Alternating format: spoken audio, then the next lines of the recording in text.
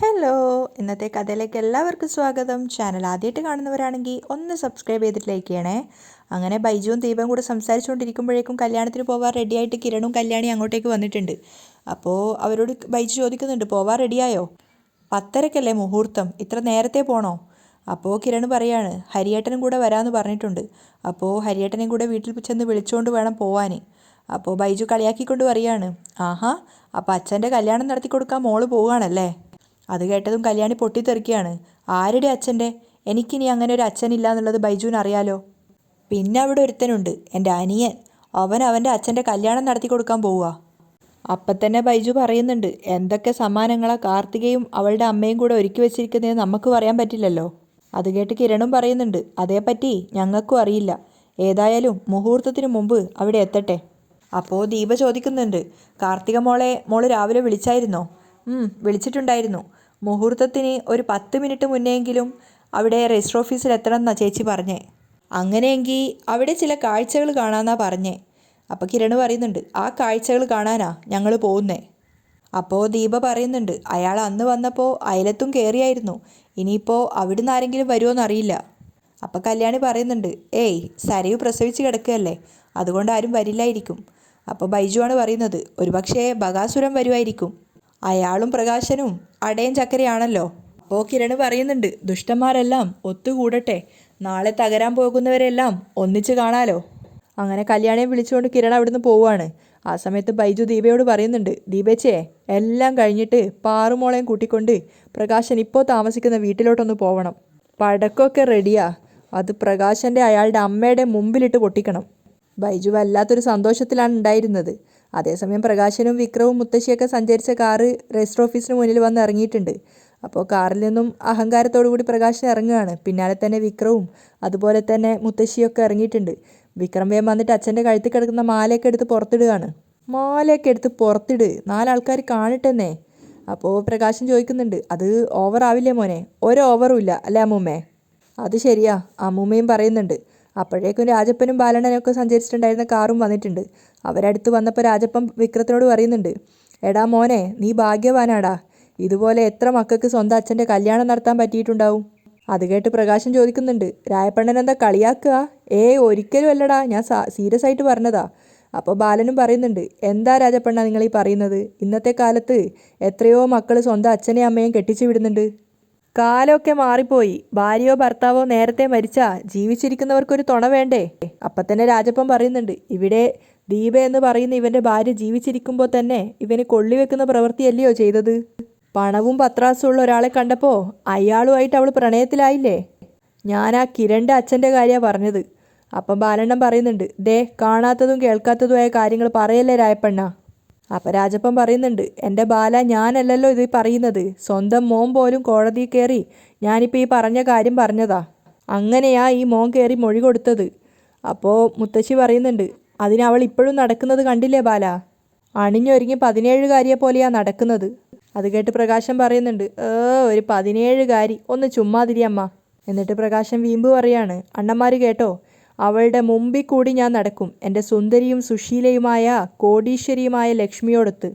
പിന്നെ വേറൊരു സീക്രട്ട് കൂടി എല്ലാവരോടും എനിക്ക് പറയാനുണ്ട്. എൻ്റെ വിക്രത്തിനോടും എൻ്റെ അമ്മയോടും പോലും ഞാൻ പറഞ്ഞിട്ടില്ല. നിങ്ങളുടെ മുന്നിൽ വെച്ച് ഞാനത് പൊട്ടിക്കാം. അപ്പോൾ വിക്രം ചോദിക്കുന്നുണ്ട്, അതെന്താ അച്ഛാ? പറയാടാ, പറയാം. അപ്പോൾ പ്രകാശൻ പറയാണ്, I am going to get a 1.5 crores car. അത് കേട്ടത് എല്ലാവരും ഇങ്ങനെ അന്താളിച്ച് പ്രകാശനെ തന്നെ നോക്കി നിൽക്കുകയാണ്. അപ്പോൾ പ്രകാശൻ ചിരിച്ചുകൊണ്ട് ചോദിക്കുന്നുണ്ട്, മനസ്സിലായില്ലേ? എനിക്ക് 1.5 കോടി രൂപയുടെ ഒരു കാറ് കിട്ടാൻ പോകുന്നു, സ്ത്രീധനമായിട്ട്. അത് കേട്ടത് എല്ലാവരും വാ പൊളിച്ച് നിൽക്കുകയാണ്. ആ സമയത്ത് വിക്രം സന്തോഷം കൊണ്ട് തുള്ളിച്ചാടുന്നുണ്ട്. അപ്പം മുത്തശ്ശി പറയുന്നുണ്ട്, 1.5 കോടി രൂപയുടെ കാറെന്ന് പറയുമ്പോൾ അത്ര വലിയ കാറൊന്നും ആയിരിക്കത്തില്ല പ്രകാശ. പ്രകാശൻ വാ പൊളിക്കുകയാണ്. അപ്പം മുത്തശ്ശി പറയുന്നുണ്ട്, തരുമ്പോൾ ഒരു 10-20 ലക്ഷത്തിൻ്റെ കാറെങ്കിലും തരണമായിരുന്നു. അത് കേട്ടതും രാജപ്പനും ബാലനും ഒക്കെ മുത്തശ്ശിയെ നോക്കി ചിരിക്കുകയാണ്.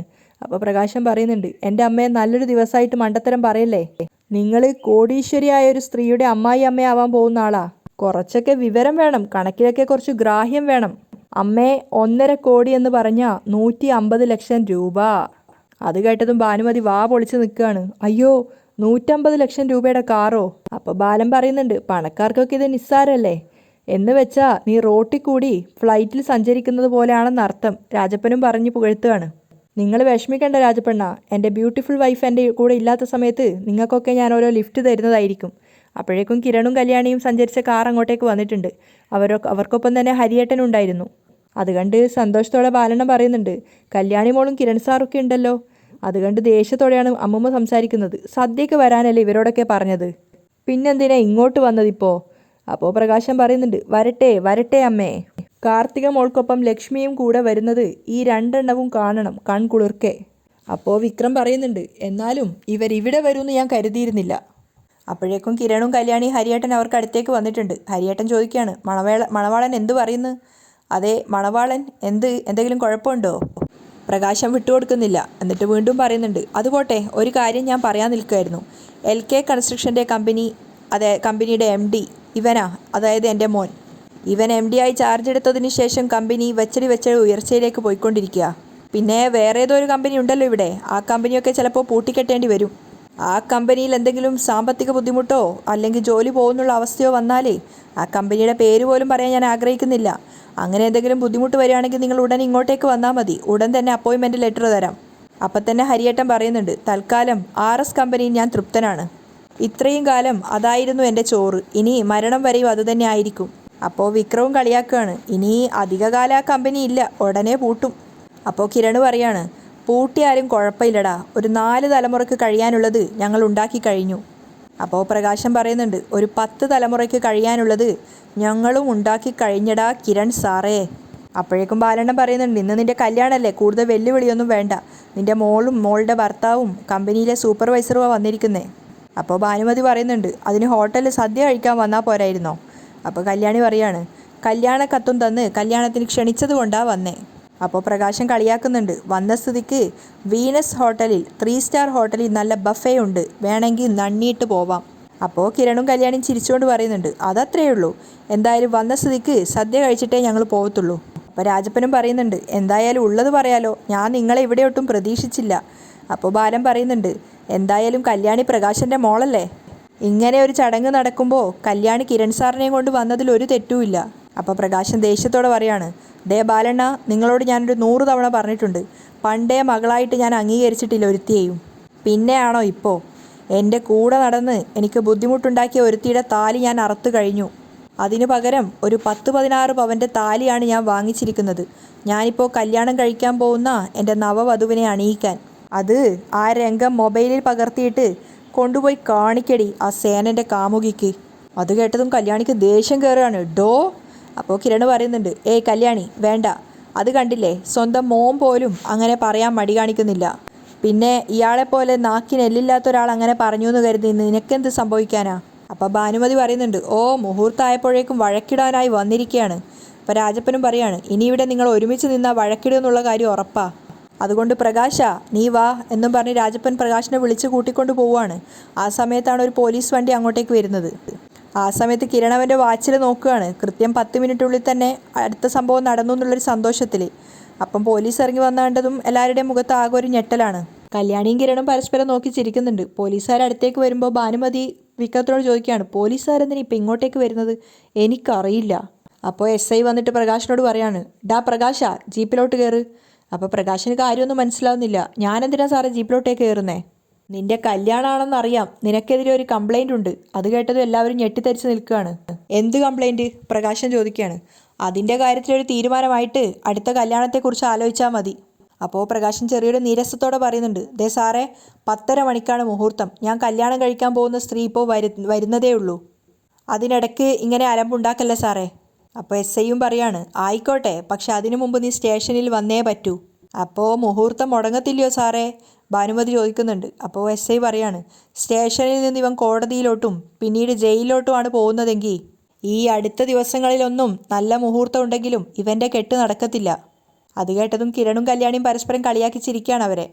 അപ്പോൾ വിക്രം ചോദിക്കുന്നുണ്ട്, സാറേ, എൻ്റെ അച്ഛൻ എന്ത് തെറ്റ് ചെയ്തു എന്നും പറഞ്ഞിട്ടാണ് സാറന്മാർ അച്ഛനെ കൂട്ടിക്കൊണ്ട് പോകണമെന്ന് പറയുന്നേ. അപ്പോൾ SI കളിയാക്കിയിട്ട് പറയുന്നുണ്ട്, നിൻ്റെ അല്ലേ അച്ഛൻ, അപ്പോൾ പിന്നെ ഇവൻ തെറ്റ് ചെയ്തില്ലെങ്കിലേ അത്ഭുതമുള്ളൂ. അപ്പോഴേക്കും പ്രകാശം പറയുന്നുണ്ട്, ഓ ഇതൊക്കെ ആരുടെ പ്ലാനിങ് ആണെന്ന് എനിക്ക് മനസ്സിലായി സാറേ. ചിലരൊക്കെ വന്നിട്ടില്ലേ, എന്നെ കള്ളക്കേസിൽ കൊടുക്കാനുള്ളതായിരിക്കും പരിപാടി അല്ലേ? അതിന് കിരണും കല്യാണി ഒന്നും പറയുന്നില്ല. കിരണാണെങ്കിൽ കൈകെട്ടി നിന്ന് നോക്കുകയാണ്, ഞാൻ തന്നെയാണ് ചെയ്തതെന്നുള്ള അർത്ഥത്തിൽ. അപ്പോൾ എസ് ഐ പറയുന്നുണ്ട്, നീ സ്റ്റേഷനിൽ വരുമ്പോൾ നിനക്ക് മനസ്സിലാവും നിന്നെ ആരാ കേസിൽ കുടുക്കിയതെന്ന്. അതുകൊണ്ട് ഇവിടെ വെച്ചൊരു സീനുണ്ടാക്കണ്ട, മര്യാദയ്ക്ക് ജീപ്പ് കയറാൻ നോക്ക്. അല്ലെങ്കിൽ മണവാളൻ്റെ വേഷവും ധരിച്ച് നിൽക്കുന്ന നിന്റെ മോൻ്റെയും അമ്മയുടെയും ഇവിടെ കൂടി നിൽക്കുന്ന ആൾക്കാരുടെ മുന്നിൽ വെച്ച് തല്ലി ചതച്ച് കൊണ്ടുപോവേണ്ടി വരും. അതുകൊണ്ട് മര്യാദയ്ക്ക് വന്ന് കയറടാ. പ്രകാശൻ ഇങ്ങനെ ദേഷ്യം പിടിച്ച് നിൽക്കുകയാണ്. അപ്പോൾ മുത്തശ്ശി പറയുന്നുണ്ട്, സാറേ ഒരു കാരണവും ഇല്ലാതെ എൻ്റെ മോനെ കൂട്ടിക്കൊണ്ട് പോവല്ലേ സാറേ. അപ്പോൾ എസ് ഐ അവരോട് പറയാണ്, ആവശ്യത്തിന് കാരണമുണ്ട്, പിന്നാലെ സ്റ്റേഷനിലോട്ടേക്ക് വന്നാൽ മതി, അമ്മച്ചിക്ക് കാര്യങ്ങൾ ഞങ്ങൾ പറഞ്ഞു തരാം, കയറടാ. പ്രകാശിൻ്റെ നേരെ തട്ടിക്കയറണം. അപ്പോൾ പ്രകാശൻ പറയുന്നുണ്ട്, സാറേ കാരണം എന്താണെന്ന് പറയാതെ സ്റ്റേഷനിലോട്ടേക്ക് വരാൻ പറ്റില്ല, വാറൻ്റ് ഉണ്ടോ? അപ്പോഴേക്കും എസ് ഐയും ചൂടാകുകയാണ്. വാറൻറ്റും കീറൻറ്റും ഒക്കെ അന്ന് സ്റ്റേഷനിൽ ചെന്നിട്ട് കയറടാന്ന് പറഞ്ഞ് പ്രകാശിനെ വലിച്ചു കൂട്ടിക്കൊണ്ടുപോവാണ്. പ്രകാശനാണെങ്കിൽ തിരിഞ്ഞ് പകയോടുകൂടി കിരണിനെയും കല്യാണിയെ നോക്കുന്നുണ്ട്. കിരണാണെങ്കിലൊക്കെ താനാ ചെയ്തതെന്നുള്ള ഭാവത്തിലാണ് നിൽക്കുന്നത്. പ്രകാശന് നല്ല ദേഷ്യം വരുന്നുണ്ടായിരുന്നു. പ്രകാശൻ്റെ അമ്മയും മോനും ഒക്കെ ഇങ്ങനെ കരഞ്ഞുകൊണ്ടിരിക്കുകയാണ്. മുത്തശ്ശി ഇങ്ങനെ ഓരോന്ന് പറഞ്ഞുകൊണ്ടിരിക്കുന്നുണ്ട്, എൻ്റെ മോനെ എന്നൊക്കെ പറഞ്ഞ്. അവരാണെങ്കിൽ അലമുറയിട്ട് കരയാണ്, എൻ്റെ മോനെ സാറേ ഇന്ന് അവൻ്റെ കല്യാണമാണ്, അവനെ കൊണ്ടുപോവല്ലേ. അപ്പോൾ വിക്രം പറയുന്നുണ്ട്, സമാധാനമായിട്ട് ഇരിക്ക്, വഴിയുണ്ടാക്കാം. അങ്ങനെ ജീപ്പിൽ കയറുന്ന സമയത്തും പ്രകാശൻ കിരണിനെയും കല്യാണിയെയും തന്നെ പ്രതികാരത്തോടു കൂടി നോക്കുകയാണ്. കിരണാണെങ്കിലൊക്കെ താൻ ചെയ്ത ഭാവത്തിൽ തന്നെയാണ് നിൽക്കുന്നത്. സത്യം പറഞ്ഞാൽ അവരത് നന്നായിട്ട് എൻജോയ് ചെയ്യുന്നുണ്ടായിരുന്നു. ജീപ്പ് അവിടുന്ന് പോയ സമയത്ത് വിക്രം ദേഷ്യത്തോടെ കല്യാണിയോട് പറയാണ്, എടി നിനക്ക് തൃപ്തിയായല്ലോടി, പോലീസുകാരൻ്റെ അച്ഛനെ അറസ്റ്റ് ചെയ്തുകൊണ്ട് പോകുമെന്ന് അറിഞ്ഞിട്ടല്ലടി 3 ആളും ഇങ്ങോട്ടേക്ക് ഉണ്ടാക്കിയത്. അപ്പോൾ കിരൺ പറയാണ്, അങ്ങനെയെങ്കിൽ അങ്ങനെ തന്നെ, ഇവിടെ കിടന്ന് നീയും നിൻ്റെ അച്ഛനും കൂടി വലിയ വാചക കസരത്ത് നടത്തിയില്ലേ, ഇനി ചെല്ല്, അയാളെ ജാമ്യത്തിൽ ഇറക്കി കൊണ്ടുവന്നിട്ട് പിന്നെ കല്യാണം നടത്ത്. അപ്പോൾ ഭാനുമതി പറയുന്നുണ്ട്, നീയൊന്നും ഒരു കാലത്തും നന്നാവത്തില്ലടാ. അപ്പോൾ കിരൺ പറയാണ്, വയസ്സൊരുപാടായില്ലയോ, ഇനിയെങ്കിലും ഇത്തരം സംസാരം നിർത്തിക്കൂടെ, നിങ്ങളുടെ മോൻ ജയിലിൽ പോയാലും നിങ്ങളെ വേഷം തന്ന് കൊല്ലാൻ മടിക്കാത്ത ഒരുത്തനാ കൂടെ ഉള്ളത്, അത് നിങ്ങൾ മറക്കരുത്. അപ്പോൾ വിക്രം പറയുന്നുണ്ട്, മകനെയും എൻ്റെ അച്ഛനെയും തള്ളിക്കളഞ്ഞൊരു അമ്മയെ ഞങ്ങൾ കൊള്ളിവെച്ചതിന് നീയും ഇവനും കൂടി ഞങ്ങൾക്കെതിരെ പ്രതികാരം ഉണ്ടാക്കാൻ നോക്കുവല്ലേ. അപ്പോൾ കല്യാണിയും പ്രതികാരത്തോടെ പറയുന്നുണ്ട്, അതേടാ, നിനക്കും നമ്മുടെ കുടുംബത്തിനും വേണ്ടി ഏതു നേരവും കണ്ണീരൊഴുക്കി പ്രാർത്ഥിച്ചൊരമ്മയാ നീ അത്രയും അന്ന് കരയിച്ചത്. അന്ന് കോടതിയിൽ വെച്ച് നിൻ്റെ അച്ഛൻ കൊടുത്ത മൊഴിയൊന്നും അമ്മയെ തട്ടിയിട്ടില്ല, എന്നാൽ നീ അന്ന് പറഞ്ഞ മൊഴിയുണ്ടല്ലോ, അതാണ് ആ പാവത്തിന് അത്രയേറെ കരയിച്ചത്. അപ്പോൾ ഭാനുമതിയും പറയാണ്, മൊഴി കൊടുത്തെങ്കിലേ അതിൽ സത്യമുണ്ട്, ആ ചന്ദ്രസേനനും നിൻ്റെ അമ്മയും തമ്മിൽ ബന്ധമുണ്ടടി. അപ്പം തന്നെ ബാലണ്ണം പറയുന്നുണ്ട്, എന്തിനാ ഭാനുമതി അമ്മയെ വെറുതെ ഇല്ലാക്കഥ പറയുന്നത്, എടാ നിനക്കറിയാമോ ഞാൻ പറഞ്ഞത് ഉള്ളതാ ഇല്ലാത്തതാന്ന്. ദീപയുടെയും ചന്ദ്രസേനൻ്റെ ഇടയിൽ നിൽക്കുന്നത് ഇവർ രണ്ടുപേരും തന്നെയാ, അവരെ തമ്മിൽ ഒരുമിപ്പിക്കുന്നതും ഇവർ രണ്ടുപേരും തന്നെയാ. അപ്പോൾ കിരൺ പറയുന്നുണ്ട്, ദേ നിങ്ങൾക്ക് പ്രായം ഒരുപാടായിപ്പോയി, ഇല്ലെങ്കിൽ എൻ്റെ കൈയുടെ തരിപ്പുണ്ടല്ലോ അത് നിങ്ങളുടെ കഴുത്തിന് പിടിച്ച് ഞാൻ തീർത്തേനെ. അപ്പോൾ ഹരിയേട്ടനും കളിയാക്കുന്നുണ്ട്, അല്ല വീനസ് ഹോട്ടലുള്ള സദ്യ ഇനി എന്താക്കും, താൻ കളിയാക്കൊന്നും വേണ്ട, കാർത്തിക ചേച്ചി അവരുടെ അമ്മയും അന്തസ്സുള്ളവരാ, അതുകൊണ്ട് എൻ്റെ അച്ഛൻ ജയിലിൽ പോയാലും കാർത്തിക ചേച്ചിയുടെ അമ്മയും എൻ്റെ അച്ഛനും തമ്മിലുള്ള കല്യാണം നടത്തിയിരിക്കും. വിക്രം അവരെയും വെല്ലുവിളിക്കുകയാണ്. അപ്പോൾ കിരണും പറയുന്നുണ്ട്, എങ്കിൽ പിന്നെ അങ്ങനെ തന്നെ സംഭവിക്കട്ടെ. എന്നിട്ട് ഹരിയേട്ടനെയും കൂട്ടിക്കൊണ്ട് കല്യാണിയെയും കൂട്ടിക്കൊണ്ട് കിരൺ അവിടെ നിന്ന് പോവുകയാണ്. കിരണും അവൻ്റെ അച്ഛനും പണവും സ്വാധീനം ഉപയോഗിച്ച് എൻ്റെ അച്ഛനെ കുടുക്കിയതാ വിക്രം പറയുന്നുണ്ട് ബാക്കിയുള്ളവരോട്. എന്നാലും എന്ത് കേസായിരിക്കും അവർ കൊടുത്തിരിക്കുന്നത്, രാജപ്പൻ ചോദിക്കുന്നുണ്ട്. അങ്ങനെ വേഗം കാർത്തികയെ അവളുടെ അമ്മയെ വിളിച്ചു പറയാനൊക്കെ ഭാനുമതി പറഞ്ഞത് പ്രകാരം വിക്രം അതിനു വേണ്ടി പോവുകയാണ്. ആ സമയത്താണ് പ്രകാശനെയും കൂട്ടിക്കൊണ്ട് പോലീസുകാർ പോലീസ് സ്റ്റേഷനിൽ എത്തിയിട്ടുണ്ടായിരുന്നു. അവിടെ എത്തിയ സമയത്ത് പ്രകാശൻ വീണ്ടും പറയുന്നുണ്ട്, സാർ ഇന്ന് എൻ്റെ കല്യാണമാണ്, ഇതാരോ കള്ളക്കേസ് തന്നതാന്നൊക്കെ. പക്ഷെ അതൊന്നും വകവെക്കാതെ അവരെ അകത്തേക്ക് കൂട്ടിക്കൊണ്ടുപോവാണ്. അപ്പോൾ അകത്ത് നമ്മുടെ ലക്ഷ്മി ഇരിപ്പുണ്ടായിരുന്നു. ലക്ഷ്മിയുടെ അടുത്തെത്തിയതും പോലീസുകാർ പറയുന്നുണ്ട്, മാഡം ദാ മണവാളം വന്നിരിക്കുന്നു. അങ്ങനെ ലക്ഷ്മിയെ കണ്ടതും പ്രകാശൻ ശരിക്കും ഷോക്കായിട്ട് നിൽക്കുകയാണ്. അപ്പോൾ എസ് ഐ ചോദിക്കുന്നുണ്ട്, ഈ സ്ത്രീയെ നിനക്ക് അറിയാമോന്ന്. പ്രകാശൻ ഒന്നും പറയാതെ നിൽക്കുകയാണ്. അപ്പോൾ വീണ്ടും പോലീസുകാരൻ ചോദിക്കുന്നുണ്ട്, ആരായിരുന്നു നിൻ്റെ? അങ്ങനെ അവസാനം പ്രകാശൻ പറയാണ്, എൻ്റെ ഭാര്യയായിരുന്നു സർ. അതെന്താ ഇപ്പം നിൻ്റെ ഭാര്യയല്ലേ? അല്ല സർ. ലക്ഷ്മിയുടെ മുഖത്തേക്ക് നോക്കിയിട്ട് പ്രകാശൻ തലതാഴ്ത്തി പറയാണ്. അപ്പോൾ ലക്ഷ്മി പറയുന്നുണ്ട്, ആര് പറഞ്ഞു അല്ലാന്ന്? നിയമപരമായി നീയും ഞാനും തമ്മിലുള്ള ബന്ധം പിരിഞ്ഞിട്ടില്ലല്ലോ. ഒരു കുഞ്ഞിനെ ഞാൻ പ്രസവിച്ചപ്പോൾ നീയും നിൻ്റെ അമ്മയും കൂടി എൻ്റെ വീട്ടിൽ നിന്ന് മുങ്ങിയതല്ലേ? അപ്പോൾ എസ് ഐ പറയുന്നുണ്ട്, മുങ്ങിയെന്ന് മാത്രമല്ല അതിനുശേഷം വേറെ കെട്ടി, എന്നിട്ട് അവരെയും കളഞ്ഞിട്ടിപ്പോൾ വേറെ കെട്ടാനുള്ള പുറപ്പാടാ. പ്രകാശൻ ഒന്നും പറയാതെ ദേഷ്യത്തോടെ നിൽക്കുകയാണ്. അപ്പോൾ എസ് ഐ പറയുന്നുണ്ട്, എടാ നീ നിൻ്റെ രണ്ടാമത്തെ ഭാര്യ ഒഴിഞ്ഞെന്ന് എനിക്കറിയാം. ആദ്യ ഭാര്യയായിട്ടുള്ള ബന്ധം ഒഴിയാതെയാ രണ്ടാമത് കെട്ടിയത്. അതുതന്നെ തെറ്റാ. അതിൻ്റെ കൂടെയാ നീ ഇപ്പോൾ മൂന്നാമത് കെട്ടാൻ പോകുന്നത്. ഇനി നീ ജയിലിൽ കിടന്ന് കെട്ടിയാൽ മതി. അപ്പോൾ പ്രകാശൻ പറയുന്നുണ്ട്, സാറേ എന്താ നടക്കുന്നതെന്ന് എനിക്കറിയില്ല. ഞങ്ങൾ തമ്മിൽ പിരിഞ്ഞിട്ട് 10-25 വർഷം കഴിഞ്ഞു. അപ്പോൾ ലക്ഷ്മി ചോദിക്കുന്നുണ്ട്, കഴിഞ്ഞാൽ നീ വേറെ കെട്ടുമോ? സാറ് പറഞ്ഞതുപോലെ ഞാൻ അറിയാതെ നീ ഒന്ന് കെട്ടി, എന്നിട്ട് അവളുടെ ജീവിതം ഇല്ലാതാക്കാൻ നോക്കി. എന്നിട്ടിപ്പോൾ മൂന്നാമത് ഒരുത്തിയെ കൂടി കെട്ടാൻ പോവുക, അവളെയും കണ്ണീര് കുടിപ്പിക്കാൻ. ലക്ഷ്മിയുടെ ഉള്ളിൽ അത്രയേറെ പകയുണ്ടായിരുന്നു. പ്രകാശനെ തന്നെ നോക്കി വെറുപ്പോടെ നിൽക്കുകയാണ് അവർ. അവിടെയാണ് ഇന്നത്തെ എപ്പിസോഡ് വൈൻഡപ്പ് ചെയ്യുന്നത്.